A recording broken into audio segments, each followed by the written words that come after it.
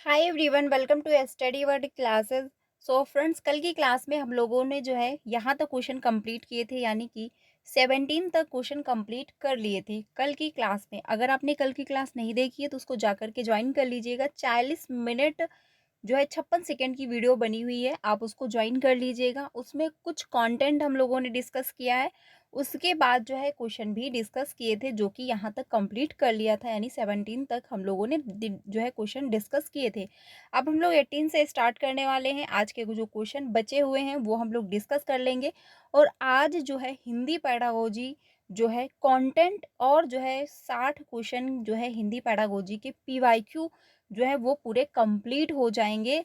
और कल से आपको जो है ईवीएस पैडागोजी जो हम लोग स्टार्ट कर चुके थे, उसके कुछ को जो है टॉपिक बचे हुए थे वो भी हम लोग कंप्लीट करेंगे। फिर जो है हम सीडीपी पे चलेंगे, ठीक है।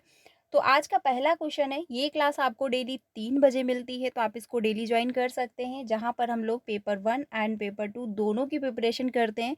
5 बजे आपको पेपर 2 की क्लास मिलती है, जिसमें हम लोग सोशल साइंस के लिए पेपर 2 के सोशल साइंस के लिए जो है चैप्टर वाइज क्लासेस भी प्रोवाइड कराती हूँ, और साथ ही जो है पीवाईक्यू की भी क्लासेस आपको मिलती हैं, तो आप लोग ज्वाइन हो सकते हो। तो चलिए फिर आज की क्लास को कंटिन्यू करते हैं। आज का पहला क्वेश्चन है, इसमें कहा गया है ये कि निपुण भारत जो है अभियान का उद्देश्य है कि बच्चे जो है पठन तथा लेखन में निपुणता अवश्य जो है प्राप्त कर ले। जब बच्चे, यानी कि जो आपका निपुण भारत जो है अभियान चला था, मिशन था, तो उसका ये उद्देश्य रखा गया था कि बच्चे कौन सी क्लास में पहुँचे तब वो क्या है थोड़ा बहुत लिखना और उनको पढ़ना जो है आना स्टार्ट हो जाए, यानी वो थोड़ा बहुत लिख पाते हों, वो पढ़ भी थोड़ा बहुत पाते हों। तो विद्यालय में प्रवेश के समय हो, या फिर कक्षा 3 में पहुंच जाएं तब हो, या फिर कक्षा 6 में। तो कक्षा 6 में प्रवेश करना बहुत ज़्यादा हो जाएगा, क्योंकि उस टाइम में तो बच्चे जो है बहुत ज़्यादा नॉलेज उनको आ चुका होता है। एट्थ में भी नहीं होगा। आंसर होगा आपका थर्ड, सॉरी बी ऑप्शन, यानी कक्षा थर्ड में पहुंच जाएं। क्योंकि निपुण भारत मिशन का ये जो है लक्ष्य रखा गया था कि जो है मिनिमम अगर बच्चा जो है थर्ड में पहुंच रहा है तो मिनिमम उसको जो है इतना कुछ आना चाहिए कि वो गिनती पढ़ सके, वो अक्षरों को लिख पाए, वो अक्षरों को पहचान पाए, ठीक है। इसमें कुछ जो है क्राइटेरिया भी है कि इतने वर्ड जो है बच्चे को आने चाहिए, इतनी गिनतियाँ एटलीस्ट बच्चे को आनी चाहिए, ठीक है। इसको हम लोगों ने डिटेल में डिस्कस किया था, जो आपका एग्जाम 7 जुलाई को हुआ था उसके लिए, तो आप लोग जा करके ज्वाइन कर सकते हैं। तो यहाँ पर जो आंसर हो जाएगा वो बी ऑप्शन सही हो जाएगा। नेक्स्ट पे चलते हैं, अगला क्वेश्चन है, अगला है 19। इसमें बात हुई है कि भाषा में ध्वनि की सबसे छोटी जो है अर्थपूर्ण इकाई डैश डैश है। तो सिंपल सी बात है, अगर आपसे पूछ ले जो है भाषा में जो है ध्वनि की सबसे छोटी इकाई कौन सी है, तो वो आपकी स्वनिम हो जाती है, ठीक है। आंसर जो होगा वो आपका सी ऑप्शन सही हो जाएगा क्वेश्चन नंबर 19 का। नेक्स्ट पे चलते हैं, अगला है 20। जब शिशु जो है 2 से 3 महीनों की आयु में जो है स्वर ध्वनियों को बोलने में सक्षम हो जाते हैं, उस अवस्था को क्या कहते हैं। यानी कि जब बच्चे 2 से 3 महीने के होते हैं और वो ध्वनियों को बोलना शुरू कर देते हैं, यानी कि वो किलकिलाना शुरू कर देते हैं, जिसको कहते हैं क्वीनिंग, ठीक है। यानी कि जिसको कहते हैं कूकना। बच्चे जो है कुछ भी बोल रहे होते हैं, आपको समझ नहीं आएगा कि ये वर्ड बोल क्या रहे हैं, के पे चेंज ऐसे कुछ अजीब सी आवाज़ें वो निकालना स्टार्ट कर देते हैं, तो ये बोलने की फर्स्ट स्टेज मानी जाती है, क्योंकि बोलने में बच्चे सक्षम होने लगते हैं, ठीक है। 2 से 3 महीने में वो आवाज़ें निकालना स्टार्ट कर देते हैं। तो आंसर जो होगा वो यहाँ पर जो हो जाएगा सेकंड ऑप्शन, यानी बी ऑप्शन हो जाएगा। बलबलाना जो आपका होता है, ये 6 महीने में जो है बच्चा बलबलाना स्टार्ट कर देता है, ठीक है। और एक शब्द वो बोलना शुरू कर देता है यानी 1 से 1.5 साल में। और 1.5 से 2 साल में जो है, 2 से या 3 साल में बच्चा है पूरे जो है वाक्यों को बोलना स्टार्ट कर देता है कि मम्मी मुझे भूख लगी है, मुझे खाना चाहिए, मुझे ये खिलौना चाहिए, यानी वो क्लियर पूरा सेंटेंस बोलना स्टार्ट कर देता है। यहाँ पर जो आंसर होगा वो बी ऑप्शन हो जाएगा। नेक्स्ट पे चलते हैं 21 पे। 21 है जो है कबीर छाह जो है भिन्न भाषाओं में प्रवाह के साथ बोलता है, यानी कि 6 लैंग्वेज उसको आ रही, 6 लैंग्वेज वो अच्छे से बोल पाता है, उसको कोई दिक्कत नहीं हो रही है, वो अच्छे से समझा पा रहा है। यह भाषाई योग्यता उसे डैश डैश बनाती है। क्या बनाएगी ये आपको बताना है, ये हम लोगों ने कंटेंट में डिस्कस किया हुआ है, ठीक है, तो द्विभाषी वक्ता जी नहीं, क्योंकि उसको 6 लैंग्वेज आ रही है। द्विभाषी वक्ता हो जाता है बच्चे को उसकी मदर टंग आ रही है और साथ में कोई दूसरी लैंग्वेज भी वो जो है बोल पा रहा है। जैसे कि आपको हिंदी है, यानी आपकी मदर टंग हिंदी है, आपको हिंदी आ रही है और फिर आप इंग्लिश का प्रयोग कर रहे हो, आपको इंग्लिश भी आती है, तो ये क्या होगा, 2 लैंग्वेज हो गई। तो यहाँ पर उसको 6 लैंग्वेज आ रही, ये नहीं होगा। बहुभाषी बिल्कुल सही, क्योंकि बच्चा जो है यानी कबीर जो है उसको 6 लैंग्वेज आ रही हैं और 6 लैंग्वेज 1 से ज़्यादा यानी 2 से ज़्यादा जहाँ हुई वो आपका बहुभाषी लैंग्वेज में चला जाएगा, मल्टी लैंग्वेज में चला जाएगा। आंसर जो होगा यहाँ पर बी ऑप्शन आपका सही होगा, बाकी ऑप्शन गलत हो जाएंगे। वेरी इंपॉर्टेंट क्वेश्चन है आज के, क्योंकि ये जो है क्वेश्चन पूछ जो भी मैं आप लोगों के साथ शेयर कर रही हूँ, डिस्कस कर रही हूँ, ये PYQ के ही हैं। ठीक है, ये पूछे हुए ही हैं क्वेश्चन, तो अच्छे से इनको समझिएगा। अगला है 22। अगला क्वेश्चन है जीन पियाजे से। पियाजे के अनुसार बच्चे के समग्र बौद्धिक विकास के लिए डैश डैश क्या होगा। तो भाषा की कोई भूमिका नहीं होती है। तो देखिए, पियाजे ने भाषा को जो है नकारा नहीं है। वो ये नहीं कहते कि भाषा का महत्व नहीं है, वो ये कहते हैं कि सबसे पहले विचार आता है, यानी कि दिमाग में पहले थॉट आता है, फिर हम लैंग्वेज का प्रयोग करते हैं, यानी विचार के माध्यम से हम ये डिसाइड करते हैं कि हमको बोलना क्या है। ठीक है, तो ये पहला ऑप्शन जो है वो नहीं होगा। अगला है, भाषा सबसे महत्वपूर्ण पहलू है। तो जी हाँ, ये आपका जो है बी ऑप्शन सही हो जाएगा, क्योंकि भाषा जो है सबसे महत्वपूर्ण पहलू हो जाएगा, यानी कि बी ऑप्शन जो है वो सही हो जाएगा। क्योंकि जो है पियाजे भी मानते हैं कि सबसे पहले विचार आता है, फिर लैंग्वेज आती है, यानी विचार ही लैंग्वेज को निर्धारित करता है। लेकिन उन्होंने ये नहीं कहा कि भाषा जो है उसका कोई महत्व नहीं है। ठीक है, तो ये गलत हो जाएगा, बी ऑप्शन आपका सही होगा। एकमात्र पहलू है, हम किसी एक भी पक्ष पर जो है फोकस नहीं कर सकते। भाषा का अभिन्न अंग है, उसको भी हम जो है फोकस नहीं कर सकते। तो यहाँ पर जो होगा आंसर वो बी ऑप्शन सही हो जाएगा। अगले क्वेश्चन पे चलते हैं 23 पे। 23 है कि जो है नॉम चॉम्स्की की जो है परिभाषिक शब्दावली सहजता योग्यता को किस रूप में समझा जा सकता है। यानी नॉम चॉम्स्की की जो थ्योरी है उसको आप नॉर्मल अगर लैंग्वेज में सीखना हो या समझना हो तो आप किस रूप में समझ पाएंगे। तो जो नॉम चॉम्स्की जो थ्योरी है वो इनकी जो थ्योरी है वो क्या है, भाषा जो है अर्जन उपकरण, यानी कि लैंग्वेज को जो है सीखने के, यानी लैंग्वेज एक्विजिशन डिवाइस जो इन्होंने बताया है, LED। इन्होंने कहा है कि भाषा जो है जन्मजात क्षमता होती है हर व्यक्ति में सीखने की। तो इनकी थ्योरी जो है वो भाषा अर्जन उपकरण है, यानी कि हम जो है लैंग्वेज को एक्वायर कर सकते हैं, हर व्यक्ति में जन्मजातीय क्षमता होती है। और इन्होंने ये भी कहा कि जब बच्चा 5 साल तक होता है तो उनमें जो है LED बहुत ज़्यादा एक्टिव होती है, वो लैंग्वेज को बहुत ज़्यादा एक्वायर कर रहे होते हैं। आंसर यहाँ पर जो होगा वो ए ऑप्शन सही होगा। नेक्स्ट पे चलते हैं, अगला क्वेश्चन है 24। प्रथम भाषा अर्जन क्या है। यानी अगर आप फर्स्ट लैंग्वेज को एक्वायर कर रहे हो, अर्जित कर रहे हो, तो वो क्या है, उसको आप कैसे जो है सीखते हो। तो जो शिक्षार्थी के सचेत प्रयास है, तो शिक्षार्थी उसके लिए प्रैक्टिस नहीं कर रहा होता है, ना ही तो जो है अपनी माँ से कोचिंग ले रहा होता है, ना तो बहन से ना भाई से कि हाँ जो है हमको ये लैंग्वेज यानी कि अपनी मदर टंग अर्जित करनी है तो आप मुझको ट्यूशन दीजिए या फिर मुझे जो है 1 घंटे समझाइए। ऐसा नहीं होता, ना तो बच्चा ध्यान दे रहा होता है, वो नॉर्मल तरीके से जो है खेल खेल के माध्यम से भी सीख लेता है। विद्यालय की प्रमुख गतिविधियां, विद्यालय आपकी सेकंड लैंग्वेज सिखा रहा होता है, ना कि प्रथम। प्रशिक्षण के द्वारा या इसमें जो है कोई प्रशिक्षण आपको नहीं दिया जाता है। प्राकृतिक जो है प्रक्रिया है, जी हाँ, आप खेल रहे हो, आप सीख रहे हो, आप डोरेमोन देख रहे हो, आप खाना खा रहे हो, आप घर में बात कर रहे हो या फिर कोई थर्ड मेंबर बात कर रहा है तो आप वहाँ पे बैठे हुए सुन रहे हो, तो भी आप लैंग्वेज को एक्वायर कर रहे हो। यानी नॉर्मल तरीके से हम जो है अपने इन्वायरमेंट से जो हमारी मदर टंग है उसको हम एक्वायर कर लेते हैं। आंसर यहाँ पे जो होगा वो डी ऑप्शन सही हो जाएगा। नेक्स्ट पे चलते हैं 25 पे। 25 है, ऐसा कक्षा जहाँ बच्चे अपनी मातृभाषा से शुरुआत करते हैं। ठीक है, यानी कि अपनी मातृभाषा से शुरुआत करते हैं तथा उसके बाद उन्हें जो है अतिरिक्त भाषाओं का शिक्षण दिया जाता है, वह क्या कहलाती है। यानी हमने मदर टंग से शुरुआत की और उसके बाद हमने दूसरी लैंग्वेज सीख ली, उसके बाद हमने तीसरी लैंग्वेज सीखी, तो वो क्या कहलाता है ये जो है बताना है। तो द्विभाषी कक्षा हो जाएगा। तो देखिए द्विभाषी कक्षा यहाँ पर बात ये नहीं हुई कि आपकी मदर टंग आपने सीख मतलब मदर टंग आपको आती है, फिर आपने दूसरी लैंग्वेज सीख ली। यहाँ पर बात हुई उसके बाद अतिरिक्त। अब अतिरिक्त में 2 भी आ सकती हैं, 3 भी आ सकती हैं, 4 भी लैंग्वेज हो सकती है, 5 लैंग्वेज भी हो सकती हैं। यानी मान के चलिए आप किसी एक स्टेट में गए, थोड़े टाइम वहाँ रुके, फिर आप थोड़े वहाँ की लैंग्वेज को एक्वायर किया, फिर आपकी पोस्टिंग हो गई किसी किसी दूसरे स्टेट में, तो आप वहाँ पे चले गए, आपके पेरेंट्स की पोस्टिंग हो गई, आप वहाँ गए, आपने वहाँ की लैंग्वेज को एक्वायर की। ऐसे ही करके आपने 2 से 4 लैंग्वेज एक्वायर कर ली, तो अतिरिक्त में जो है बहुत सारी लैंग्वेज आ सकती हैं, तो इसीलिए आंसर जो होगा वो डी ऑप्शन हो जाएगा। देखिए क्वेश्चन को समझना है कि एटलीस्ट क्वेश्चन ने पूछा क्या है और इसका क्या आंसर हो सकता है बेस्ट, जो मुझे 1 नंबर देगा। अब ऐसे में क्या होगा यहाँ पर जो है अगर आप ध्यान नहीं देंगे तो द्विभाषी कक्षा आप लगा देंगे, क्योंकि फर्स्ट लैंग्वेज आपने सीख ली और उसके बाद आपने दूसरी लैंग्वेज सीखने के लिए कहा कि द्विभाषी हो जाएगा, ठीक है।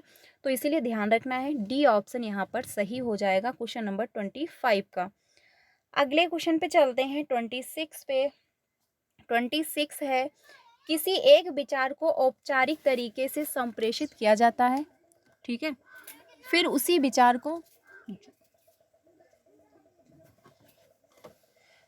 विचार को अनौपचारिक तरीके से संप्रेषित किया जाता है। एक भाषिक वक्ता की इस स्थिति को क्या कहेंगे, ठीक है, ये आपको बताना है। तो एक भाषिक वक्ता की जो स्थिति है उसको आप क्या कहेंगे, तो यहाँ पर पहला ऑप्शन है समाज भाषा जो है विज्ञान हो जाएगा, या फिर कोड बदलना होगा, या फिर कोड मिक्सिंग होगा, या फिर बोलियां होंगी। तो देखिए यहाँ पर जो कहा है किसी एक विचार को औपचारिक तरीके से संप्रेषित किया जाता है, ठीक है, यानी स्कूल की लैंग्वेज को प्रयोग किया जा रहा है, फिर उसी विचार को अनौपचारिक तरीके से संप्रेषित करते हैं, यानी घर की लैंग्वेज को ऐड कर रहे हैं, ठीक है। जैसे कि आप शुद्ध हिंदी का प्रयोग कर रहे हो, उसके बाद जो आपके घर में बोली जाती है, नॉर्मल से जो घर में बातचीत होती है, उस लैंग्वेज का आप प्रयोग कर दे रहे हो वहाँ पे, तो ये क्या हो गया, आपने मिक्स कर दिया, ठीक है। संप्रेषित किया जाता है एक भाषिक वक्ता कि इस स्थिति को क्या कहेंगे, तो सिंपल सी बात है आंसर जो होगा वो जो है आपका बी ऑप्शन होगा, क्योंकि आपने कोड स्विचिंग कर ली, आप ट्रांसफर कर गए दूसरी लैंग्वेज में, यानी आप घर की लैंग्वेज में आ गए। आप शुद्ध हिंदी में बात कर रहे थे, कभी कभी आपने देखा होगा घर में जो मम्मी होती हैं या फिर कोई दादी है, तो जब ये लोग बात कर रही होती हैं किसी भी थर्ड पर्सन से, तो उसमें क्या होता है, पहले तो ये शुद्ध हिंदी का प्रयोग करती हैं कि हाँ आप कैसे हैं, ये है वो है, फिर ये धीरे धीरे क्या अपनी घर की लैंग्वेज में आ जाते हैं बात करते करते, जो ये नॉर्मली तरीके से घर में बात कर रही होती हैं जिस लैंग्वेज में, तो ये क्या हो जाता है, कोड स्विचिंग हो जाता है। अब आप शुद्ध हिंदी में बात कर रहे थे, फिर धीरे धीरे क्या हुआ, आप घर की लैंग्वेज में आ गए, आप इंग्लिश में बात कर रहे थे, फिर धीरे धीरे आप हिंदी में आ गए, तो ये क्या है, कोड स्विचिंग है, आप दूसरी लैंग्वेज में ट्रांसफर हो जाते हो, तो ये कोड स्विचिंग हो जाता है। लेकिन वहीं पर अगर आप शुद्ध हिंदी में बात कर रहे थे, फिर आप घर की लैंग्वेज में आ गए कि जो घर में बोला जाता है, क्योंकि जो आप देखिए आप विद्यालय गए हो, आप उस हिसाब से बात करोगे, आप टीचर से बात कर रहे हो, आप उस हिसाब से बात करोगे, थोड़ा सम्मान देकर, ठीक है। वहीं पर आप ऑफिस गए हुए हो तो आप उस हिसाब से बात करोगे, लेकिन अगर अपने दोस्तों से बात कर रहे हो तो थोड़ा आपकी बात करने की तरीका जो होता है वो चेंज हो जाता है। आप घर में बात कर रहे हो तो दूसरे हिसाब से बात कर रहे हो, तो सभी पर्सन से आप एक ही जैसे बात नहीं करते हो, ठीक है, यानी चेंज चेंज जो है होता रहता है। तो उसी तरह से जो है यहाँ पर कहा गया कि पहले उसने जो है औपचारिक लैंग्वेज में बात की, यानी शुद्ध हिंदी में बात की, उसके बाद उसने घर की लैंग्वेज बोल दी, ठीक है, तो ये क्या हो गया, कोड स्विचिंग हो गया। लेकिन यहीं पर वो शुद्ध हिंदी में बोलता, फिर घर की लैंग्वेज को प्रयोग करता, फिर से शुद्ध हिंदी में आ जाता, तो ये क्या हो जाता, कोड मिक्सिंग हो जाता, कि उसने सब कुछ एक में मिक्स कर दिया है, ठीक है। तो यहाँ पर आंसर जो होगा वो बी ऑप्शन होगा। देखिए ये दोनों पॉइंट बहुत समझने की ज़रूरत है, काफ़ी कन्फ्यूजन क्रिएट कर देते हैं कि कोड मिक्सिंग होगा यहाँ पर कि कोड स्विचिंग होगा। जहाँ पर भी एक लैंग्वेज से दूसरी लैंग्वेज में आप ट्रांसफ़र हुए हो, सिंपल सी बात है कोड स्विचिंग होगा, और जहाँ आप एक लैंग्वेज से दूसरी लैंग्वेज में जाकर के फिर उसी लैंग्वेज में आ गए हो तो कोड मिक्सिंग होगा, ठीक है, इतना ध्यान रखिएगा। अगले क्वेश्चन पे चलते हैं। अगला है 27 में कहा है कि नॉम चॉम्स्की जो है समर्थन करते हैं कि, यानी नॉम चॉम्स्की की जो थ्योरी है वो किसको समर्थन करते हैं। पहला है बच्चे द्रुत गति से भाषा अर्जित करते हैं, जी नहीं, बच्चे नॉर्मल तरीके से जो है अपने इन्वायरमेंट से एक्वायर कर रहे होते हैं। सभी संस्कृतियों में भाषा अधिगम का जो है प्रतिरूप अधिकांशतः एक जैसा है, बिल्कुल सही बात है कि अभी संस्कृतियों में भाषा अधिगम का जो है प्रतिरूप क्या होता है, अधिकांशतः एक ही जैसा होता है। तो आंसर जो होगा वो आपका बी ऑप्शन सही हो जाएगा, बाकी ऑप्शन जो है वो गलत होंगे। अगले क्वेश्चन पे चलते हैं 28 पे। 28 में कहा है कि नॉम चॉम्स्की के सिद्धांत के अनुसार हम सभी जो है इस जो है सहजात जो है समझ के साथ जन्म लेते हैं कि भाषा कैसे कार्य करती है। तो ये जो है कौन सा ऑप्शन होगा? तो आंसर है पहला संकेत भाषा, जी नहीं। आंसर होगा बी कि सार्वभौमिक व्याकरण, क्योंकि सभी की जो व्याकरण है वो सेम होती है। अब आप इंग्लिश सीख रहे हो तो इंग्लिश में जो है आप किसी भी डिस्ट्रिक्ट में रहते हो, किसी भी स्टेट में रहते हो, जो उसके रूल है वो सेम होंगे, ठीक है। तो ऐसे में जो होगा आंसर वो क्या है, बी ऑप्शन सही हो जाएगा, यानी कि सार्वभौमिक व्याकरण होगा, ठीक है। आंसर जो होगा वो बी जो है बी ऑप्शन आपका सही हो जाएगा। अगले क्वेश्चन पे चलते हैं 29 पे। 29 में कहा है कि बहुभाषिक शिक्षा एक ऐसी प्रक्रिया है जिसमें शिक्षार्थी विद्यालय में अतिरिक्त भाषा सीखने से पहले डैश डैश से शुरुआत करते हैं। यानी बहुभाषा जो होती है वो एक ऐसी प्रक्रिया है जिसमें विद्यार्थी विद्यालय में अतिरिक्त भाषा सीखने से शुरुआत करते हैं। यानी सबसे पहले जब बच्चा क्लासरूम में जाता है फर्स्ट टाइम, तो उसकी मदर टंग का ही हम प्रयोग कर रहे होते हैं, क्योंकि छोटा बच्चा होता है वो जिस लैंग्वेज में कंफर्टेबल होगा, तो सिंपल सी बात है जो उसको पहले से आ रही, जो उसकी मदर टंग है वो उसी में कंफर्टेबल होगा। तो आप उसी को आधार बना करके, ठीक है, उसी के थ्रू जो है आप दूसरी लैंग्वेज को सिखाएंगे, ठीक है। तो यहाँ पर जो आंसर होगा अपनी मातृभाषा होगा, यानी कि फर्स्ट ऑप्शन सही हो जाएगा। क्योंकि जो लैंग्वेज वो पहले से उसको आती है, जो लैंग्वेज वो पहले से सीख रखा है, यानी जो उसने अर्जित कर रखा है, वो उसी में जो है खुद को अभिव्यक्त कर पा रहा है और उसी का प्रयोग करके वो दूसरी लैंग्वेज को सीख पा रहा है। आंसर यहाँ पर आपका फर्स्ट ऑप्शन होगा। अगर ऐसा क्वेश्चन पूछता है तो आपको हमेशा मदर टंग को ही जो है चूज करना है, क्योंकि यही ऑप्शन जो है सही होगा, ठीक है। अगले क्वेश्चन पे चलते हैं। अगला है 29 हो गया, 30 पे चलते हैं। 30 है, द्विभाषा के शिक्षण शास्त्रीय अभ्यास में डैश डैश के द्वारा संरचना को बेहतर तरीके से आत्मसात किया जाता है, ठीक है। तो यहाँ पर जो आंसर कौन सा होगा, पहला है सामान्यतः जो है प्रयोग होने वाले वाक्य विन्यास के अभ्यास जो है तथा पुनरावृत्ति दोहराव, जी नहीं, आप जो है रटाफिकेशन नहीं कराओगे। रोचक विषय सामग्री के साथ जो है अर्थपूर्ण जो है अंतःक्रिया, जी हाँ, क्योंकि आप रोचक सामग्री, जो बच्चा इंटरेस्ट ले, जो एक्टिविटी जो है इंटरेस्टेड होंगी तो उसमें बच्चा इंटरेस्ट लेगा और जो है बेहतर तरीके से जो है आत्मसात कर पाएगा, यानी वो अच्छे से उसको सीख पाएगा और जो है मीनिंगफुल लर्निंग हो पाएगी। आंसर यहाँ पर बी ऑप्शन होगा, क्योंकि लर्निंग मीनिंगफुल तभी होगी जब बच्चा उसमें इंटरेस्ट लेकर सीख रहा होगा। अगले क्वेश्चन पे चलते हैं। अगला है 31, निम्नलिखित में से कौन सा जो है किसी उत्तम पाठ्य पुस्तक का मूलभूत जो है मानदंड नहीं है। ध्यान से देखिएगा, क्वेश्चन नहीं लिखा हुआ है, यानी कि निगेटिव क्वेश्चन है। अब जो है हमको निगेटिव का निगेटिव आंसर देना होगा। तो पहला है भाषा एवं शब्द भंडार, जी नहीं। विषय वस्तु, ये भी नहीं होगा। शैली एवं योजना, ये भी नहीं है। मुद्रण एवं जो है जिल्द चढ़ाना, ये क्या है, मानदंड नहीं है। अब ये कोई जो है ये तो नहीं है कि उत्तम पाठ्य पुस्तक का जो है आप अच्छे से उसको डिजाइन कर रहे हो, बुक को उस पे जिल्द यानी जो कवर चढ़ाए जाते हैं वो आप चढ़ा रहे हो, तो ये कोई पॉइंट नहीं है। लेकिन सब भाषा एवं शब्द भंडार ये आपकी लर्निंग को इफेक्ट डालेगा।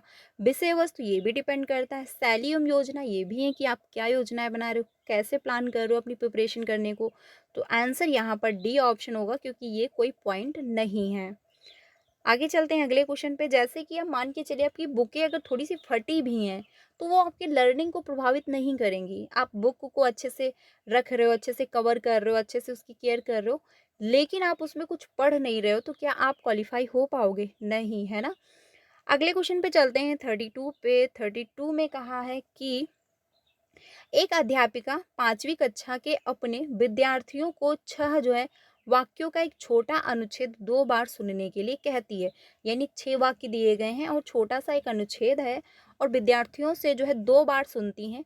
फिर वह विद्यार्थियों को 4-4 के समूह में सुने हुए वाक्यों को अपने शब्दों में लिखने के लिए कहती हैं।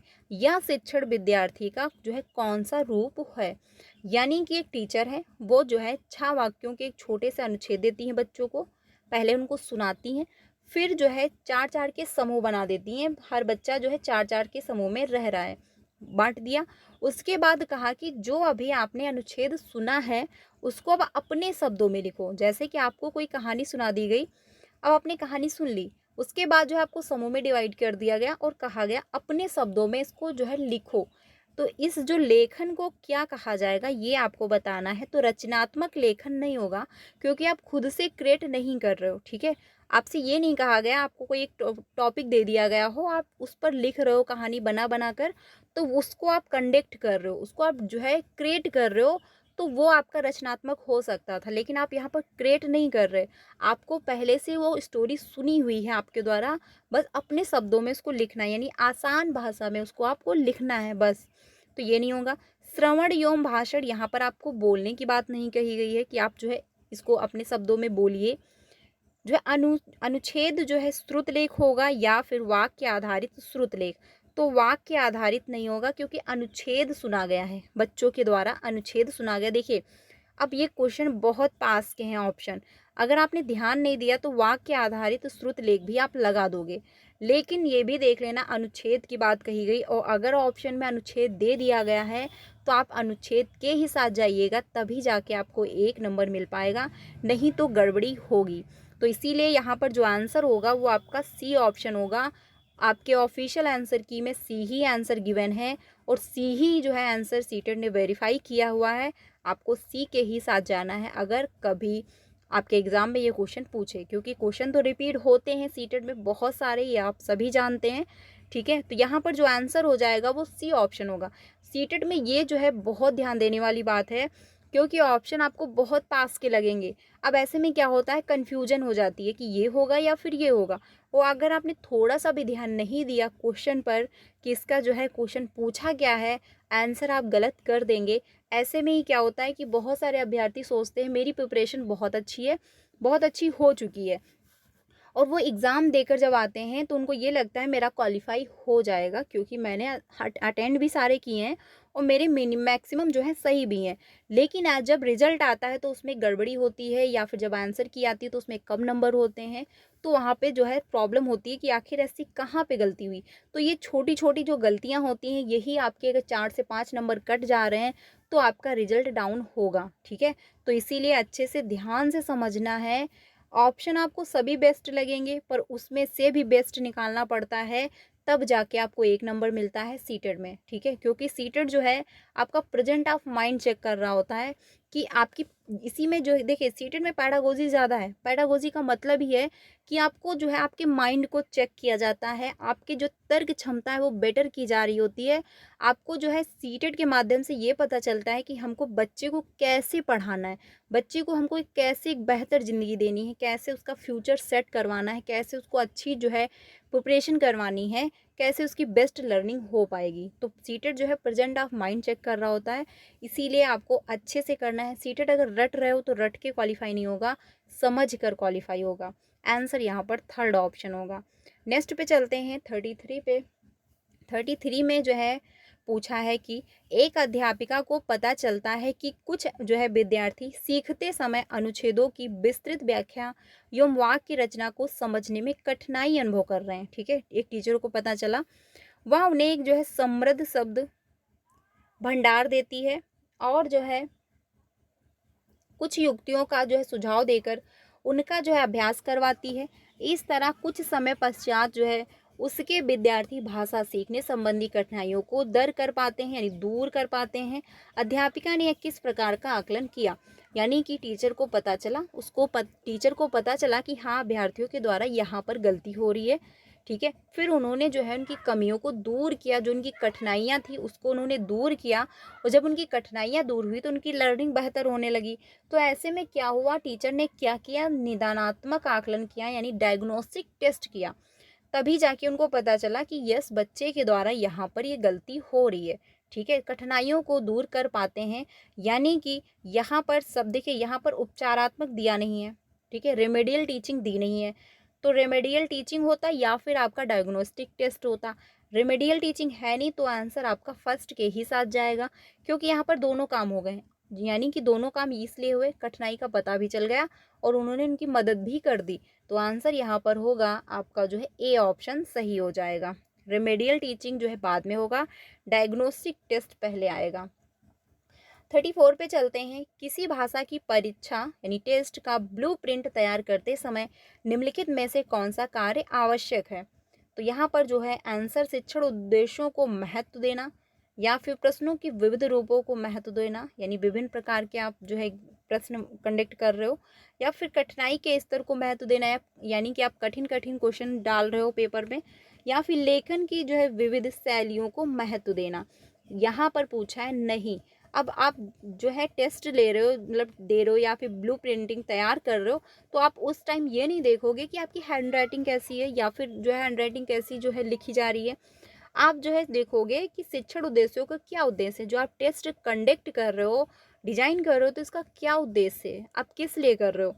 ठीक है, और ये भी कोशिश करोगे कि उसमें सभी प्रकार के जो है क्वेश्चन ऐड किए जाएं, यानी कि short, very short, long, very long, ये सारे जो हैं फिल इन द ब्लैंक, ये सारे आप कोशिश करोगे कि हर प्रकार का क्वेश्चन उसमें इंक्लूड हो।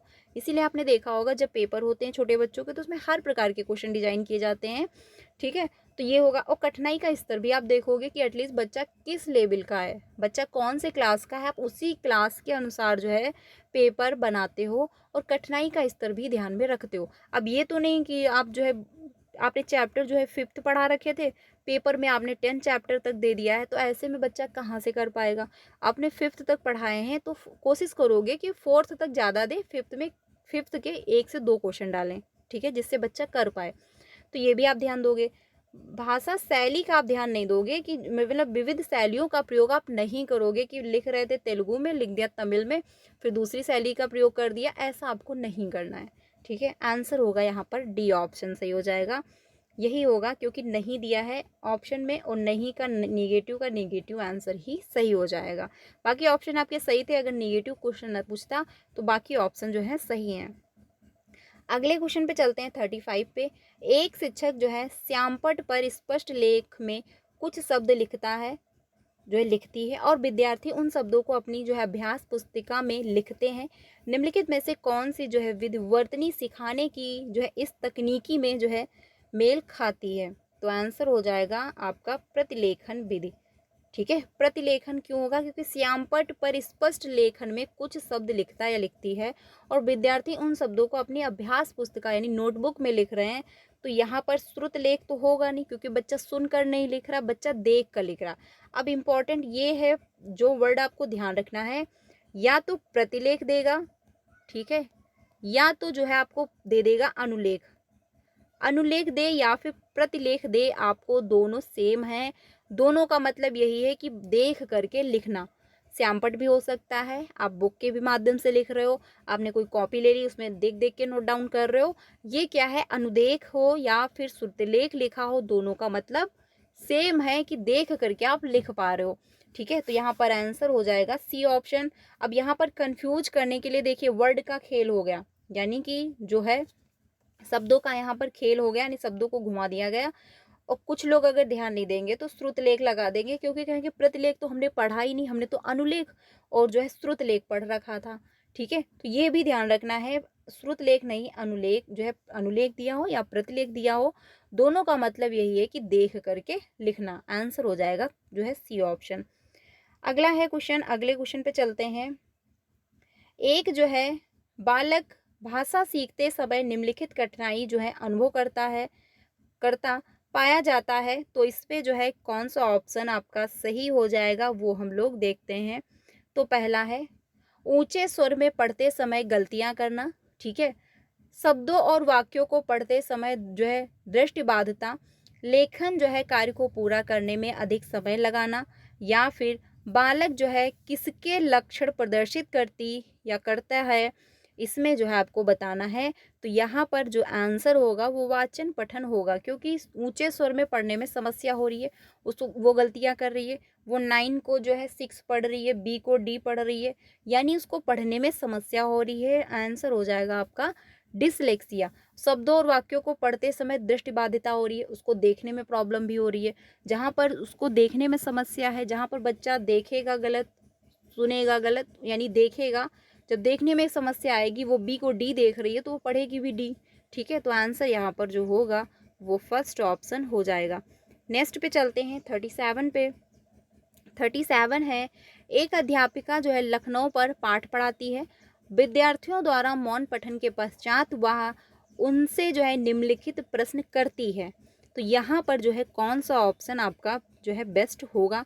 तो पहला है, हजरतगंज में शोर क्यों नहीं था, यानी कि उन्होंने लखनऊ के बारे में एक चैप्टर पढ़ाया, फिर जो है उसी से रिलेटेड उन्होंने क्वेश्चन कर दिए बच्चों से कि हजरतगंज में शोर क्यों नहीं था, लखनऊ को नवाबों का शहर क्यों कहा जाता है, निम्नलिखित में से कौन जो है आ और बा प्रश्नों की जो है प्रकृति को प्रदर्शित करता है।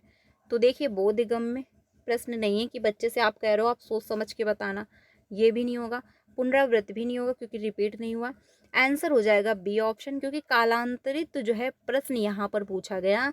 आपने जो है लखनऊ पर पाठ पढ़ाया, फिर विद्यार्थियों द्वारा मौन पठन के पश्चात वह जो है उनसे निम्नलिखित प्रश्न कर रही हैं, यानी आपने लखनऊ के बारे में एक टॉपिक था, आपने डिस्कस किया बच्चों के साथ और फिर उसी से रिलेटेड आपने क्या है क्वेश्चन पूछ लिए तुरंत। तो ऐसे में क्या हुआ, कालांतरित जो है प्रश्न है, क्योंकि जो सिचुएशन चल रही थी, जो चैप्टर आप डिस्कस कर रहे थे उसी से रिलेटेड आपने जस्ट क्वेश्चन कर दिए। अब ऐसे में क्या होगा, आपको समझ में आ जाएगा कि यस, कौन सा बच्चा एक्टिव था, कौन सा बच्चा एक्टिव नहीं था, कौन सा बच्चा ध्यान से सुन रहा था, बातों को समझ रहा था, कौन सा बच्चा नहीं समझ पा रहा था। ठीक है, और कहाँ पर बच्चों को कन्फ्यूजन हो रही है। अब ऐसे में जो है कन्फ्यूजन भी क्लियर हो जाएगी कि अच्छा ये आप यहाँ पर कन्फ्यूजन हो रही, ये नहीं ये होगा। ठीक है, तो इसीलिए होता है जब कोई चैप्टर या कोई टॉपिक डिस्कस किया जाता है तो उससे रिलेटेड थोड़े बहुत क्वेश्चन कर लिए जाते हैं, जिससे ये हो जाए क्लियर कि यस, बच्चों को समझ में आया है या फिर नहीं आया, या फिर बच्चों को कन्फ्यूजन हो रही है। ठीक है, आंसर हो जाएगा बी ऑप्शन। नेक्स्ट पे चलते हैं, अगला है, अगला क्वेश्चन है इसमें, निम्नलिखित में से कौन सा जो है मौन पठन का लाभ नहीं है, ये आपको बताना है। तो यह विद्यार्थियों की झिझक और संकोच दूर करता है, या फिर जो है यह विद्यार्थी की ऊर्जा बचाता है, या फिर विद्यार्थी समझ एवं चिंतन से अर्थ ग्रहण करते हैं, या जो है यह विद्यार्थियों में स्वतः अध्ययन की जो है प्रवृत्ति विकसित करता है। तो यहाँ पर बात हुई मौन पठन का लाभ नहीं है, तो झिझक और संकोच दूर करता है, यही आपका हो जाएगा आंसर। क्योंकि मौन पठन से ना तो आपकी झिझक दूर होती है और ना ही आपका संकोच दूर हो रहा होता है, लेकिन यहाँ पर कह दिया दूर करता है, तो यही क्या है, गलत है। और गलत का जो है आंसर गलत ही हो जाएगा, यानी जो क्योंकि नहीं का नहीं आंसर ही होगा, निगेटिव ही होगा सही। बाकी ऑप्शन सही थे, क्योंकि मौन पठन आप कर रहे हो, खुद से पढ़ रहे हो मन ही मन में, तो आप किसी भी वर्ड को कुछ भी पढ़ लो। जैसे खेल लिखा है, आप खेल को आप जो है बेल पढ़ दो, विधि लिखा है आप विधि को विधि ही पढ़ दो, कुछ भी पढ़ सकते हो। श्रुत ले लिखा है, अब यहाँ पर आप जो श्रुत लेख को अनुलेख पढ़ो। अब आप मन में पढ़ रहे हो तो किसी को पता ही नहीं चलेगा। तो इसमें क्या होता है, ना तो आपकी संकोच दूर हो रही होती, ना आपकी झिझक दूर होती। लेकिन हाँ, अगर यहीं पे सस्वर पठन होता तो इसमें क्या होता है, आपका झिझक भी दूर हो जाता है, आपका संकोच भी दूर हो जाता है। मान के चलिए, जैसे फर्स्ट टाइम आपने किसी बच्चे को खड़ा किया कि चलिए आप जो है रीड करिए। अब वो पहली बार बच्चा खड़ा होगा तो उसको झिझक भी लगेगी, संकोच भी होगा और वो थोड़ा सा डरेगा भी। लेकिन सेकंड टाइम फिर से वो खड़ा होकर जब पढ़ेगा तो थोड़ा बेटर होगा। जो नेक्स्ट टाइम फिर वो बैठ खड़ा होकर पढ़ेगा, उसकी और रीडिंग बेटर होगी। धीरे धीरे करके उसमें उसकी जो झिझक है, संकोच जो है, वो धीरे धीरे दूर हो जाएगा। फिर एक टाइम ऐसा आएगा कि कोई भी बैठा हो वो रीडिंग करते चला जाएगा, किसी के भी सामने वो बोल देगा, अच्छे से अपनी बात को कह पाएगा। इसीलिए जो है छोटे क्लासों में आपने देखा होगा श्वासवर पठन कराया जाता है, यानी लाउड रीडिंग करवाई जाती है, जिससे बच्चे में कॉन्फिडेंस आ सके, झिझक दूर हो सके। अगर वो किसी वर्ड को गलत पढ़ रहा है, गलत समझ रहा है, तो एटलीस्ट उसके डाउट क्लियर हो, कन्फ्यूजन दूर हो। ठीक है, तो आंसर यहाँ पर जो होगा वो फर्स्ट ऑप्शन होगा। लेकिन मौन पठन में जो है ये ऑप्शन सही है कि यह विद्यार्थी की ऊर्जा बचाता है, क्योंकि आप लाउड रीडिंग करते नहीं, आप चिल्ला रहे नहीं हो, मन में ही पढ़ रहे हो, तो आपकी जो ऊर्जा है वो भी बचेगी। विद्यार्थी समझ एवं चिंतन से अर्थ ग्रहण करते हैं, ये भी बात सही, क्योंकि आप जब शांत होकर एकाग्र होकर जब मौन पठन करोगे तो आपकी जो समझ और चिंतन शक्ति है वो आप अच्छे से ग्रहण करोगे, अच्छे से समझोगे कि इसका क्या मतलब है। लाउड रीडिंग में क्या होता है, आप थोड़ा सा धीरे तेज पढ़ रहे हो, आपके पीछे वाले बच्चे उससे तेज पढ़ रहे हैं, तो उसमें क्या है, बहुत ज़्यादा लाउड रीडिंग में क्या होता है, मतलब आप अच्छे से समझ नहीं पा रहे होते हो। ठीक है, लेकिन बच्चे की झिझक और संकोच लाउड रीडिंग से ही दूर होती है, ना कि मौन पठन से। तो यहाँ पर जो आंसर होगा वो फर्स्ट ऑप्शन होगा। सो फ्रेंड्स, आज के लिए इतना ही रखते हैं। 38 क्वेश्चन जो थे वो मैंने आप लोगों के साथ शेयर कर लिए। 20 क्वेश्चन बचे हुए हैं, आपको जो है नेक्स्ट क्लास में मिल जाएंगे।